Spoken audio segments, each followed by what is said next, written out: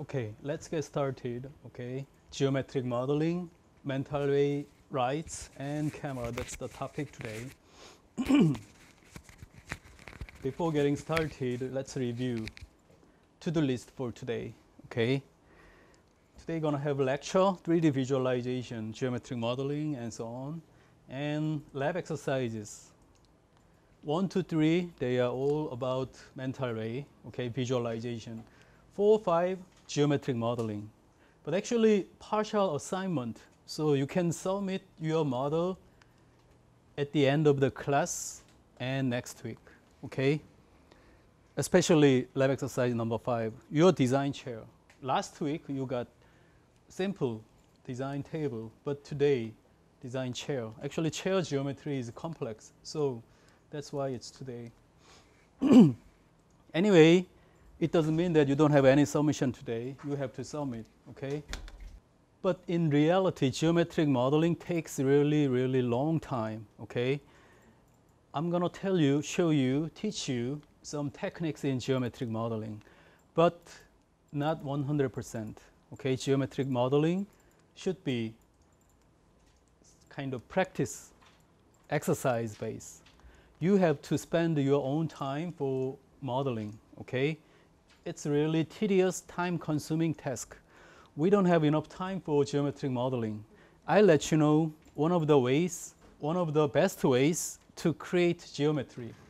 Instead, I'm gonna spend more time on mechanism, understanding mechanism, theories, background, in order to teach yourself, okay? In order to keep working on geometric modeling. In the class hours, I'll let you know some techniques and some type of mechanism, and I'm gonna give you some resources, tutorials, videos, and then you can have your time after class. That's why this one is kind of partial assignment. Another one I like to let you know, another one you need to know is we're gonna have special guest lecture by Professor John Giro, title Understanding Design, What Are Designers Doing When They Are Designing? Very profound question, okay? It's not easy to figure out the answers, even if we are in the design department. But take a look. I made this 3D using SketchUp and V-Ray, okay? Professor John Giro, design computing, design cognition, okay? He's really famous professor in design computing area, especially focusing on design cognition. He's been teaching in MIT, UC Berkeley, UCLA, Columbia, Carnegie Mellon, and used to be a professor in University of Sydney. Now he's in the US because he kind of sort of retired. But anyway, we invite him for our department special guest lecture plus seminar. So all you supposed to be there, okay? This Thursday, 2 p.m. Anyone who has class or some time conflict, you and she gonna come to this seminar. I think so, but I let her know about this. I already did, but anyway, we're gonna talk. 1 hour guest lecture and 1 hour seminar, question and answers. You can ask him something very theoretical and some type of computational, logical, engineering-oriented, something else, okay? Please take a look this agenda and brief description about the talk, okay? Okay, let's get into the lecture. Okay, 3D geometric modeling. 3D geometric modeling by using computers, okay? Actually, last week I gave you some lab exercises, so you already experienced how to create, how to handle geometry. But today, I like to tackle some fundamental issues in theoretical aspects, okay? So you need to figure out mechanism. We are dealing with 3D Max. What if you have to learn Rhino? What if you have to use Maya, SketchUp? They are totally different application, but eventually they are all same. Why they are same? Because they are behind the mechanism, behind the technologies are all same. So what's the same aspect? Take a look. Creating 3D. Number 0. The reason number 0 is actually this is a type of trick, not the method. Anyway, making primitives. Primitive means predefined object. Predefined 3D object. Something like cube, sphere. Okay? So that's the one way of creating 3D. Most representative one is extrusion. You know what is extrusion? 2D polygon makes 3D object. Okay? In SketchUp, push-pull is very, very frequently used representative interface. Okay? That's extrusion. Wraithing. Actually, the term revolving is general term. Okay? Revolving a surface to create 3D. Another one, the most important thing is sweep. Okay, sweeping. Sweep a section profile onto a polygon path. So, section profile and the path definition, you can create 3D. Others, Boolean operation, constructive solid geometry, skinning, a type of morphing. Okay. What else? No. Okay. If you find number 5, number 6, very logically well-defined new way of creating 3D geometry in computing interface, that's going to be really, really great job. Okay. SketchUp, Maya, 3D Max, Rhino, they are totally one of the sub interface based upon those classifications in terms of 3D making. Okay. The number 0, primitives. Okay. Plane, cone, cube, sphere, cylinder, torus. Even this teapot is one of the primitive, but actually it's not primitive. Okay, take a look. This is teapot, not primitive. So it's not like those predefined geometry. But you know what is OCW-HYU? You know the term OCW-HYU. Okay, Martin Newell, one of the ancestors in developing computer graphics. In 1970s, he's in Utah, US area. This is Utah teapot. In his workplace, this kind of Utah teapot is very common. So he tried to define this geometry by using computers and tried to make some computer graphic kernel, engine, some logical definitions using this geometry, not this kind of very simple primitive. So thanks to his effort, nowadays we got some advanced computing technologies. So that's the OCW-HYU. Okay. Thanks to Martin Newell, 3D Max has teapot, one of the primitives, and another one, render button. Rendering button is teapot. Okay. That's the OCW-HYU to Utah teapot done by Martin Newell. Okay. Anyway, that's the primitive. Lots of primitive types here. You know the segments. So more segments, more smooth corners, rounded corners, and so on. In 3D Max interface, standard primitives, extended primitives, they are all same anyway. Predefined, parametrically controlled geometry. What's next? Modifiers. In 3D Max, hundreds of modifiers you can use. Okay. So what if you create this box?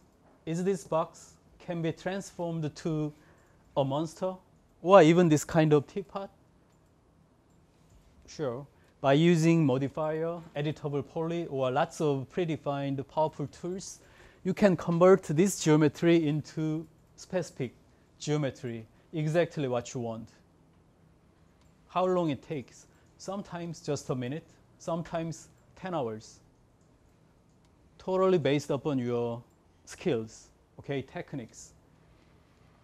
Anyway, geometric modeling, takes time, time consuming.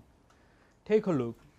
Primitive, primitive, plain primitive. Thanks to light, we're going to deal with light object today. Just a couple of minutes, in 5 minutes, we can get this kind of render thanks to mental array.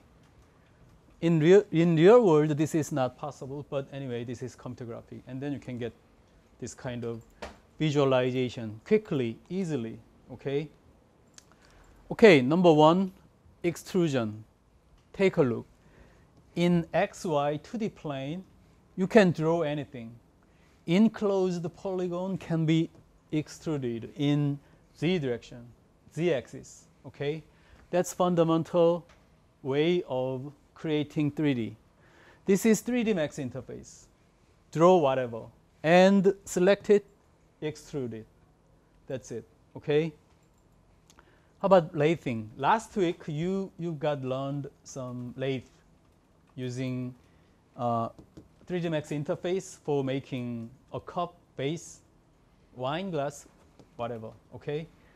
So this is the 3D Max interface. And this is sweeping, okay? Two things you need. The first one, section profile. If this section profile is rectangle shape, the shape for 3D going to be rectangle shape, okay? But the path definition is something different from lathing or revolving or simple extrusion. You can define any type of path, something like this, and then you can get this geometry, okay? That's the way. Morphing, okay?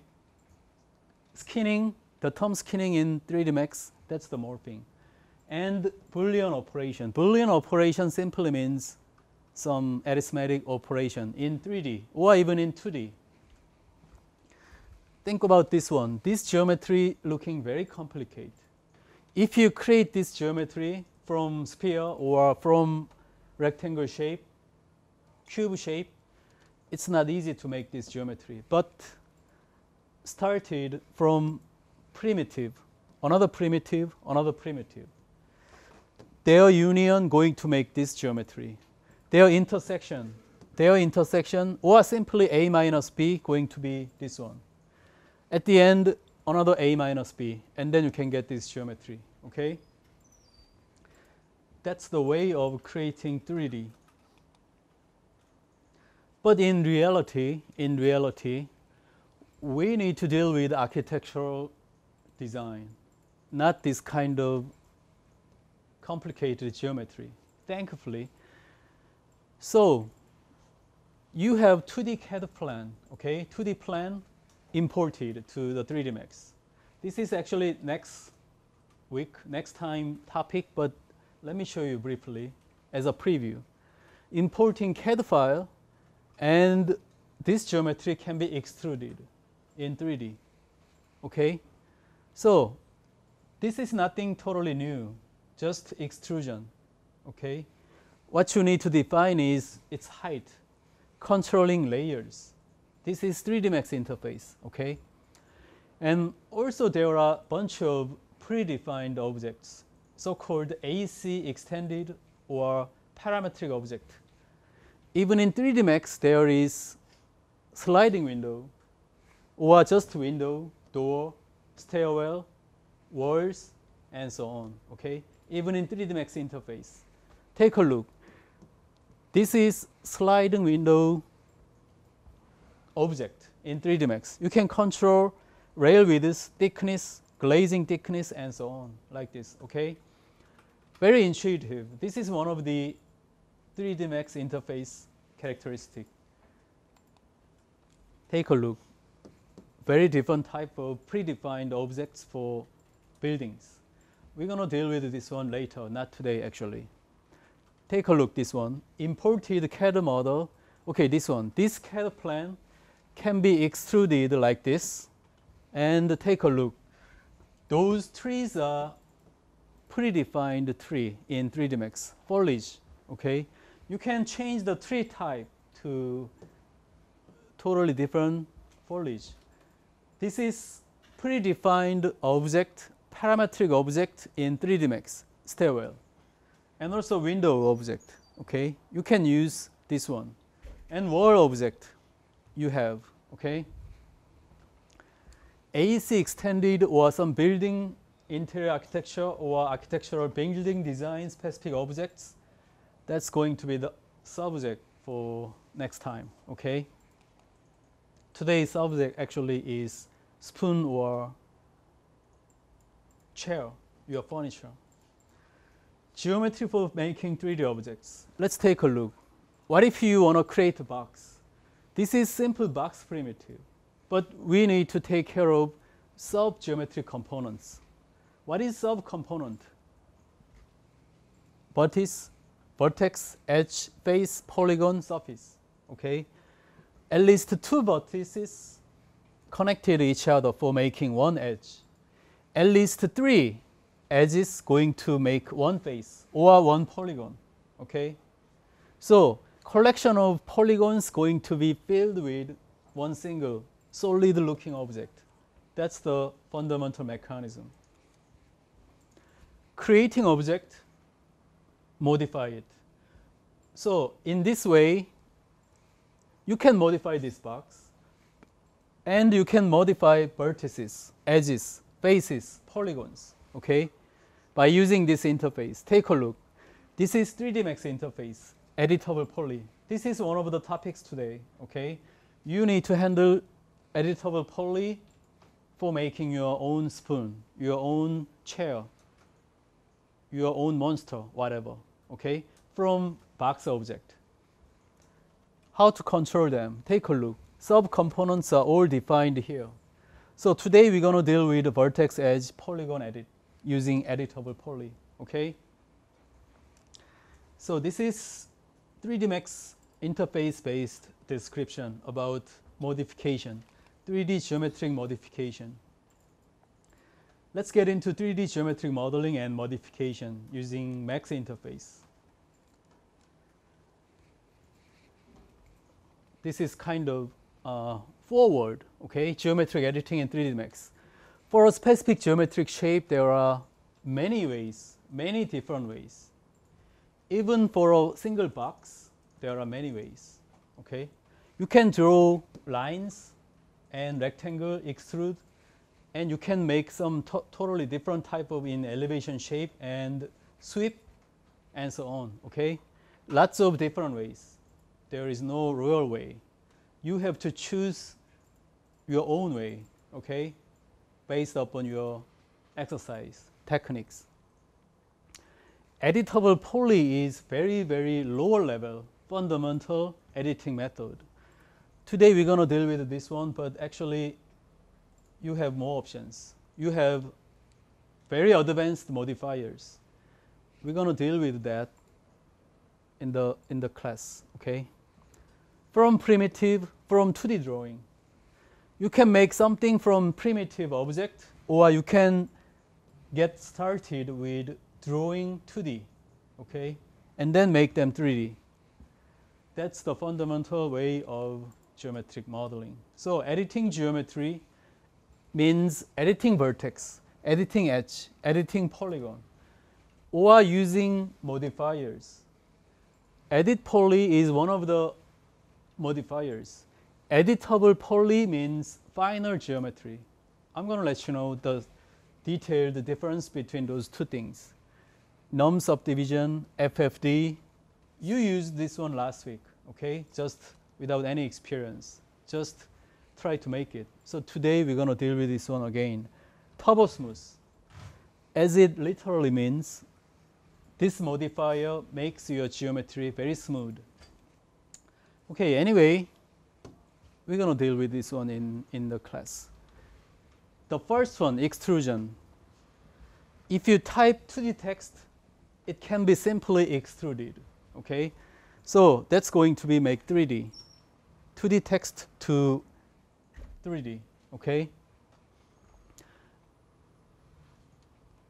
Loft. The term loft is 3D Max loft, but actually this is sweeping, okay? Sweeping. Using specific path definition, lace, Lace means revolving.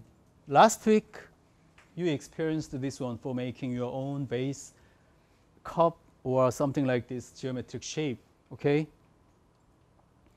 Boolean operation, bigger box shape minus smaller box shape, and then you can get this geometry easily, okay?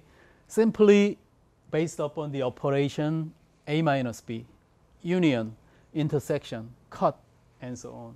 In 3D Max, there is pro-Boolean or just Boolean. You can find out.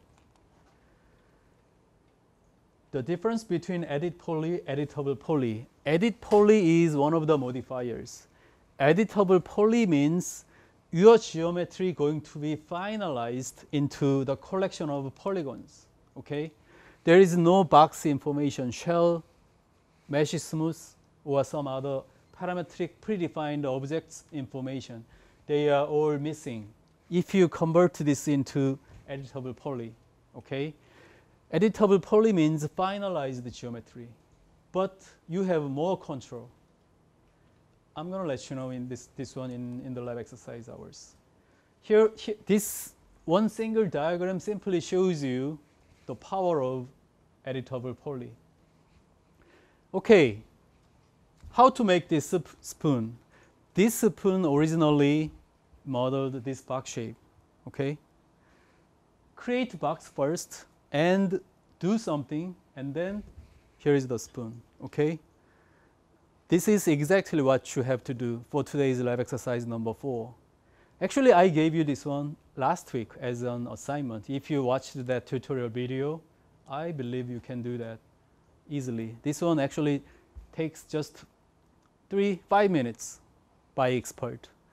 But for you, possibly 2 hours, 10 hours, no one knows. But anyway, even if it's tedious and time consuming, you have to exercise. You have to do by yourself. I don't want to spend our lecture hour or class time for doing this. I'm going to let you know the quick demonstration for making this, or even anything. This one can be converted, modified into a monster, a human being, a building, a motor vehicle, whatever, okay? Anyway, this is one of the lab exercises today, okay? Take a look. Rectangle shape converted into this shape, and this handle going to be extruded from this side, and spoon angle or that extrusion can be generated by controlling vertices, edges, polygons, okay? Okay, learning 3ds Max design, not just interfaces of 3D Max design. My point here is learning its mechanism, okay? Background theories and related technologies. Why? If you learn 3D Max design focusing on interfaces, what if 3D Max design 2018 version released with a totally new interface? In that case, you have to learn again and again, okay? Never ending. What if you want to learn Rhino? They have totally same technology based, okay? Same behind the technologies and associated logics, mathematical definitions. That is why I'm saying you have to take a look at its mechanism behind theories. Rest of the thing you need to do is get used to interface, get used to its new interface, just a couple of hours, and then you can do anything. Okay, you need to find out where is extrusion or sweeping. Interface different, but same mechanism, same options, same result, okay? That's my point. What to do in 3D Max and other general 3D tools.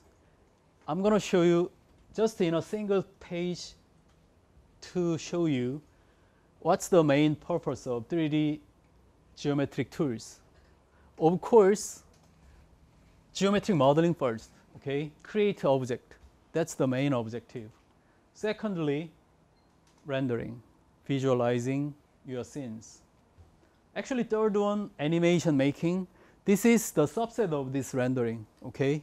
Sequence of image render simply means animation. We're going to deal with 3D Max-based animation making in the class later. Anyway, number 3 is one part of number 2. So eventually, there are only 2 things. Very simple.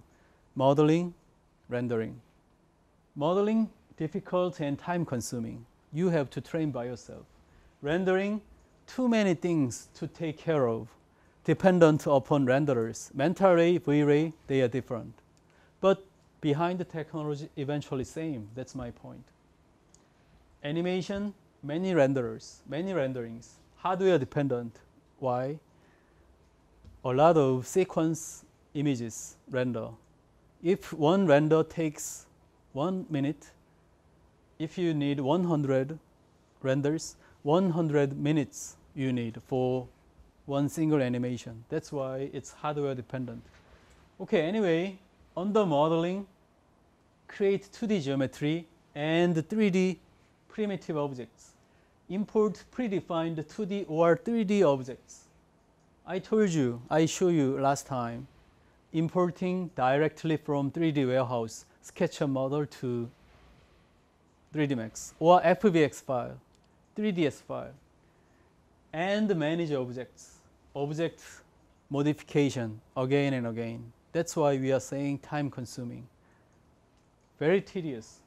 Rendering, visualize scenes, assign material, add light, set up camera, control options, render. If you don't like, render again. Modify, render, again and again. That's fundamental mechanism. I like to show you one single slide represent rest of your entire process of computer graphics, computer visualization. The first thing you need to do is defining UOD. What is UOD? What is UOD? Universe of discourse, okay? You remember last week what you have done. Table render with your cup and base object. In that scene, there is no Mickey Mouse, there is no human being, there is no Iron Man, okay? Only one single plane, your table, your base, your cup, and some more your object. And 3 lights. That's it, okay? That is the universe of discourse, your universe. There is no unnecessary geometric objects or anything else, okay? Defining UOD is the most important thing before getting started. What's in your mind? Roughly sketch what you're gonna do, what you're gonna design, okay? Before handling your computers. Without it, you're gonna spend even longer time, okay? Without defining your UOD. You need a plan, you need hierarchy diagram, okay?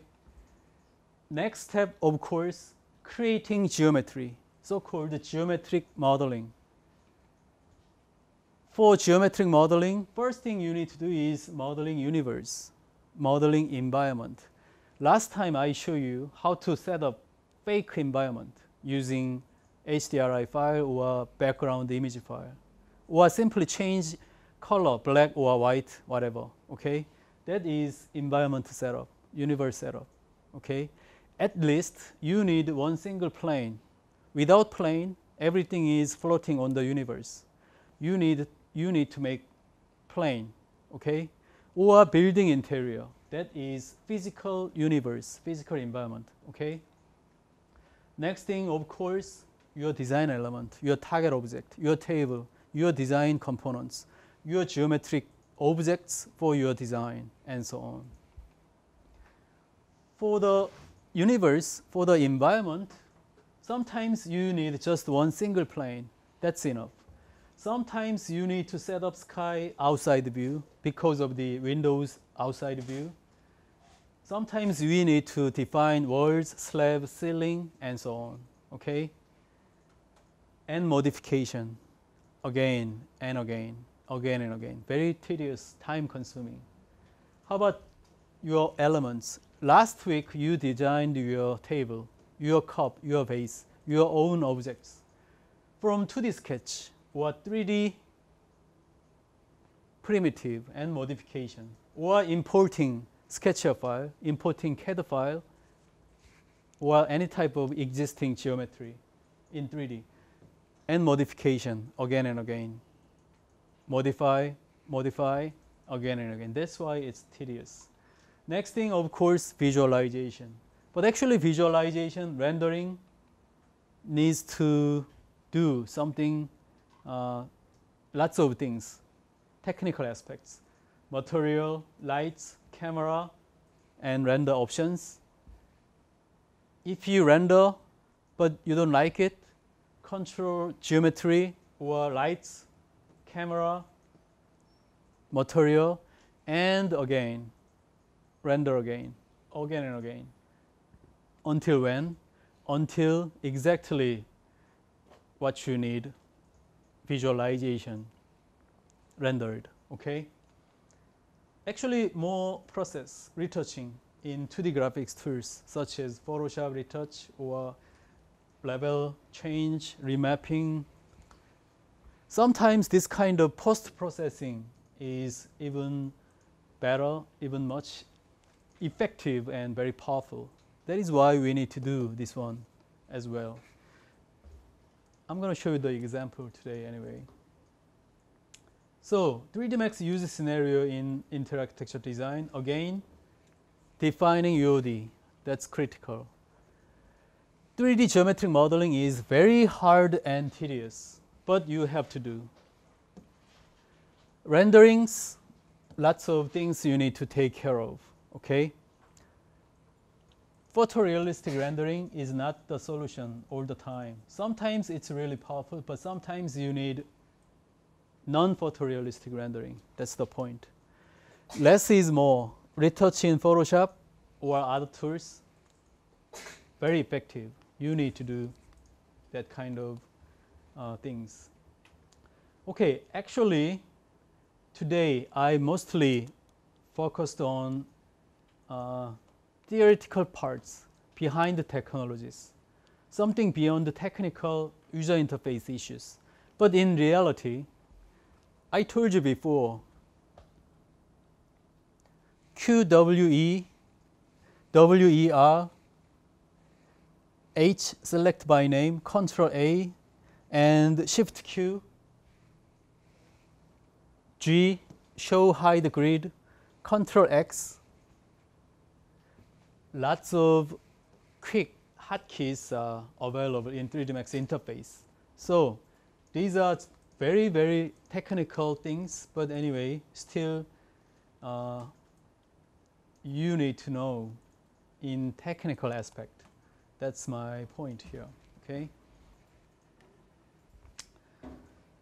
Okay. Geometric modeling takes time. It's time consuming and tedious, okay?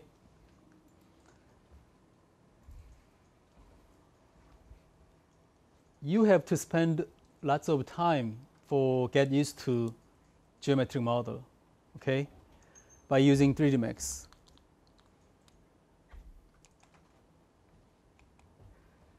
Let's quickly take a look lights object and then have a break and move on. Lights in 3D Max and mental ray. Let's shift our topic from geometric modeling to visualization, rendering issues, okay? Lights in 3D Max and mental ray. Actually, last week you have experienced artificial lighting issues using photometric light for the lab exercise. But today, I like to let you know some behind mechanism simply. V-ray has V-ray light. 3D Max originally has standard light. But what is photometric light? Photometric light is mental ray specific, very powerful and high quality lighting system, okay, defined in computing systems. It's a ray traced light, for rendering scenes photorealistic and looking very professional. I brought this from 3D Max interface. If you have photometric light, of course, there is on and off. There is on and off shadows. You can selectively exclude some objects' shadow, okay? In real world, this is not possible, but in 3D Max, in mental ray, you can extrude some of the shadows. Photometric web or spotlight distribution type, another important thing. And also, of course, you can choose colors. Default is white. What if you want a yellow light? Simply change color and its filter. Intensity. In CD means candela, okay? You can control brightness. That's very fundamental thing. Take a look, intensity. Lumens, candela, lux. All they are some units in lighting, brightness, okay? So control these numbers. Next thing, very important, emit light from shape. What kind of shape?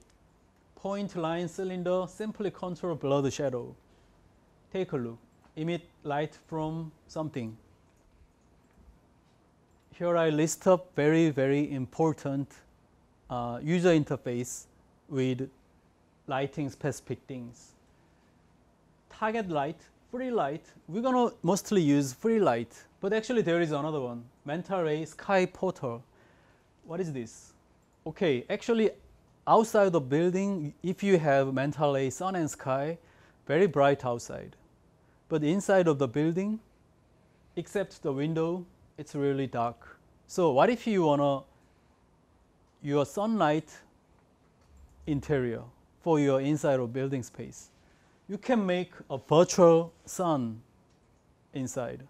But actually you don't need to use this one because we have artificial light, photometric lights.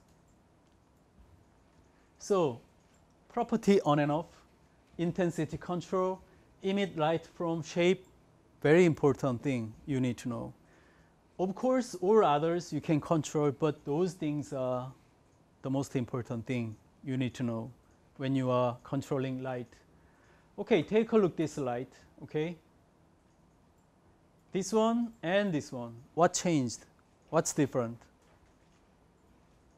Okay, take a look at the shadow, okay? This shadow and this shadow. Which one is realistic? This is very sharp edge shadow, but this one, soft edge shadow. In real world, this kind of shadow, especially interior, inside of the building, this is artificial light base because, take a look. This is model and this is the light shape in line. What is the shape of the light in line? Very, very thin and bright line is there. So this line makes this kind of shadow. But what if you change your light using cylindric shape or sphere shape? Real world light structure. And then you can get this kind of soft edge shadow, realistic. Outdoor of your building, this kind of shadow is not that easy because there is very strong light called sun, okay? So this is the sunlight looking shadow, but this is artificial light shadow.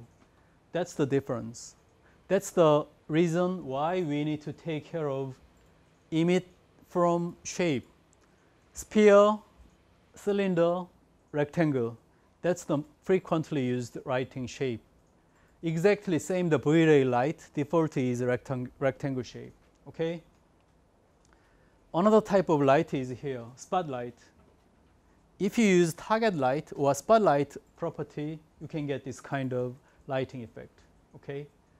Some more options about lighting option and so on, but you need to take a look this one later, okay? Okay, let's have a break and finish up the rest of the today's lecture topic, okay? Camera in 3D Max. when you use SketchUp, there is no concept of camera. Instead, you have sort of default view. But learning camera mechanism in 3D Max is equivalent to real-world camera mechanism. Okay, so if you are very well known to camera techniques, your DSLR techniques, if you know the camera lens and stock lens, focal distance, millimeter, and so on, by your hobby or whatever, if you know camera mechanism, you can easily deal with camera mechanism in 3D Max. Okay, very powerful camera definition. So what you need to know is some techniques: focal distance, field of view, multi-pass effect, understanding depths, and so on. Not too much complicated.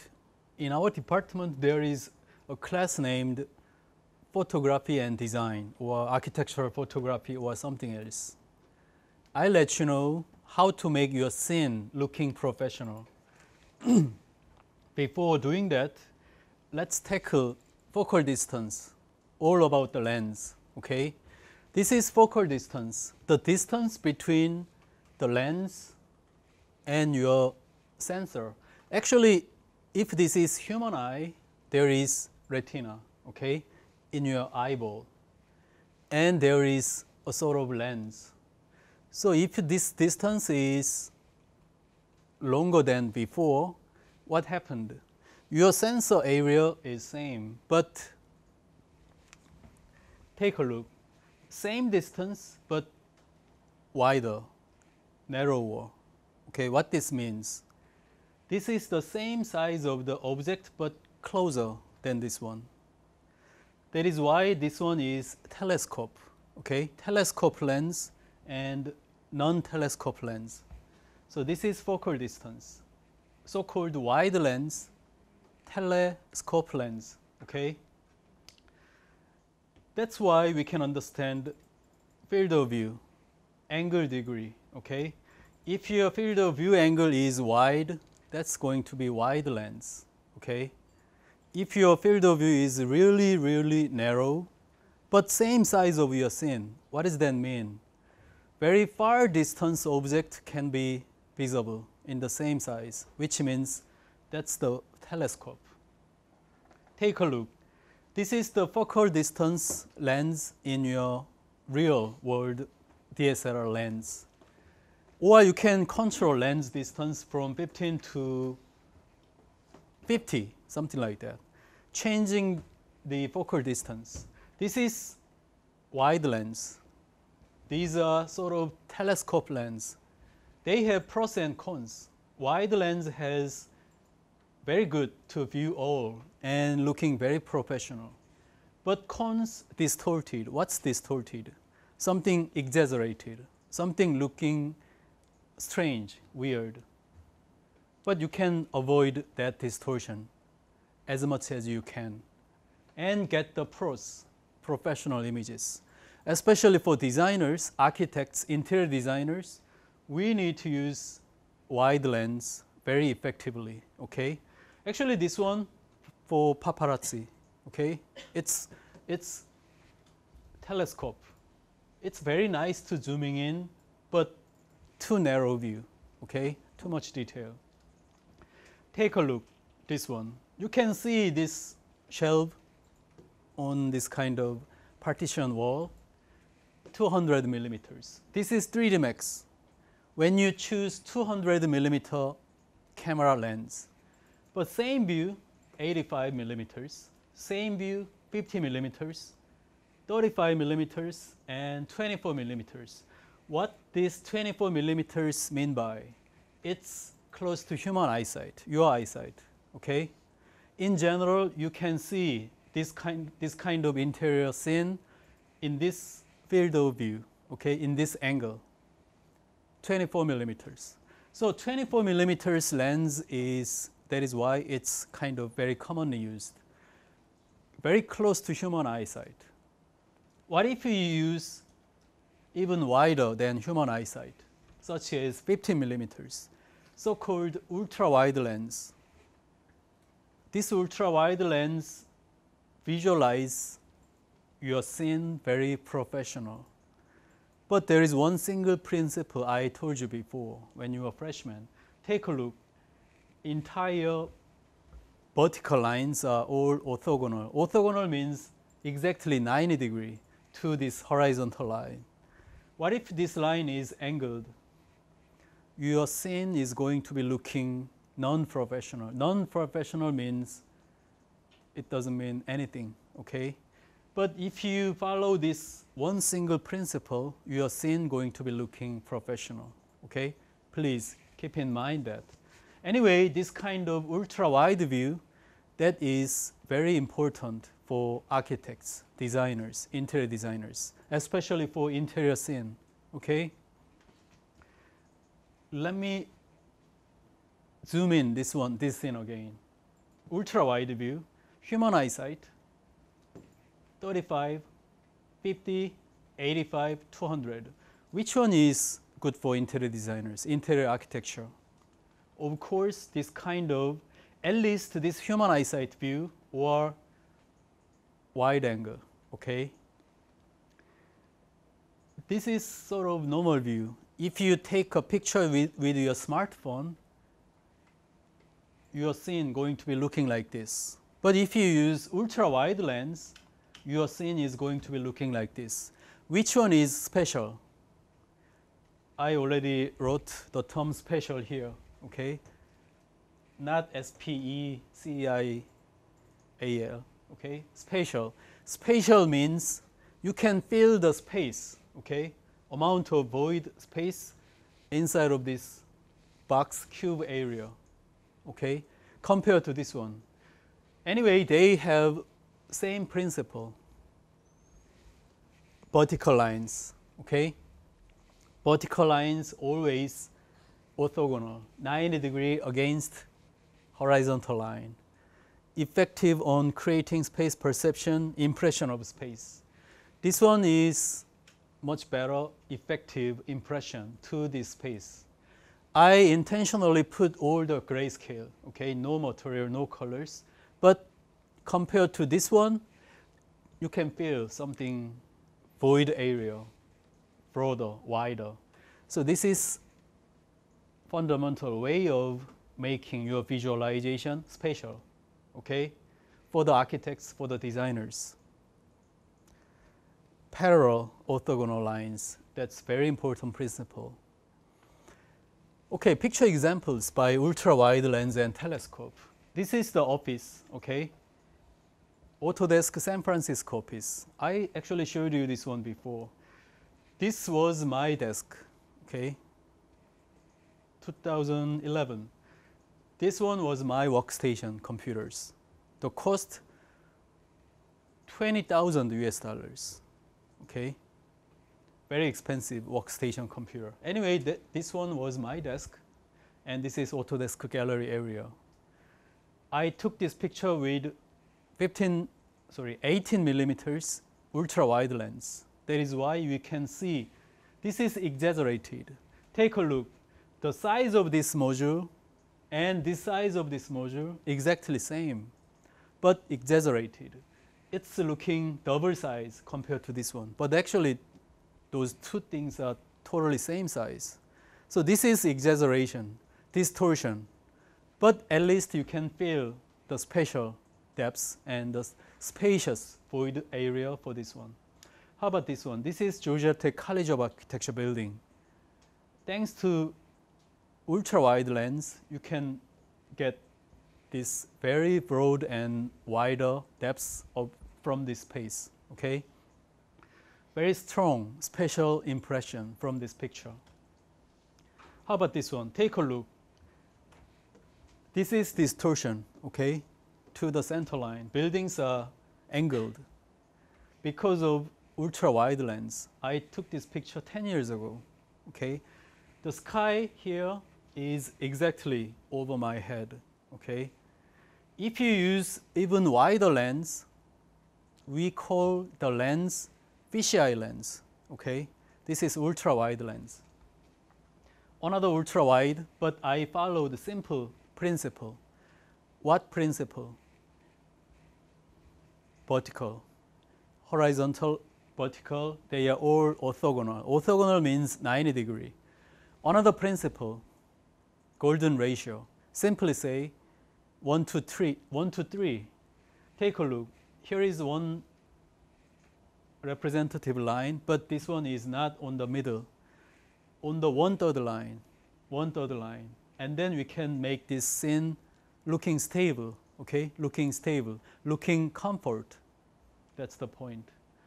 This one taken by me at Arizona Scottsdale using telescope lens, okay? I took this moon picture using telescope lens through another telescope, actually. Next thing we need to know is depth of field. Depth of field also makes your scenes very photorealistic and professional.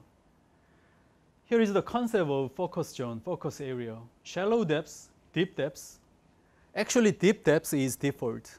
In your 3D Max, when you render, this is default. 100% of your depths going to be covered by your render, which means every single object can be rendered without any blurred out-focused. But if you control your shallow depths like this way, your target objects going to be in focus, but all others going to be out-focused. You can control this one even in 3D Max interface. Focal depths use target distance. Uncheck is default. If you check this one, render time going to be 5 times slower than before. Too slow because of very complicated calculation by computers. Anyway, it's available in 3D Max camera. That's the point. Take a look. This object designed by Zaha Hadid office. This one displayed in Autodesk Gallery. I took this picture at the time. Take a look. This is focus zone, focus depths. All others out-focused. I took this one by DSLR. But you can render like this way by controlling your focus zone. I simply changed the focus zone to here. And then you can see in focus, but all others out-focused, okay? This one makes your scene looking professional. Take a look.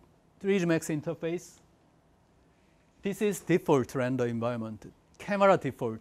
But if you change focus zone very shallow to this post, all others going to be out-focused. Another problem is there is noise. Mental A option, there is some coarse, fine-grained. You can control this noise, but anyway, slow. It takes very, very slow than before. And changed red color column going to be in focus, all others out focused. But I told you, sometimes post-processing is very effective. Take a look, this one. This one done by Photoshop in 1 minute. But if you render like this, it takes 15 minutes. But 1 minute render and 1 minute Photoshop, just 2 minutes enough. And visual effect, much better. Simply select object, feather, blur, that's it. But actually, in this case, you can make it in Photoshop. But this kind of object, let me go back. This kind of object, it's not easy to make Photoshop post-processing because how to select focus area? Out-focused, in focus, it's not easy to select and make some realistic after effect. But if you render this scene, what I mean is render using shallow depths means dependent upon computer's very precise calculation, and then you can get this kind of very effective thing. But in this case, Photoshop much easier and effective than before. That's the point, okay? So sometimes you need to do this kind of post-processing. Out-focused by 3D Max camera. This is one of the lab exercise next time, okay, not today. Anyway, out-focused, in-focused, controlling camera exactly same to real-world camera mechanism. And then you can get sort of taking advantages of camera effect and so on for making your visualization very, very effective. That's the point, okay? Okay, let's move to the lab exercise.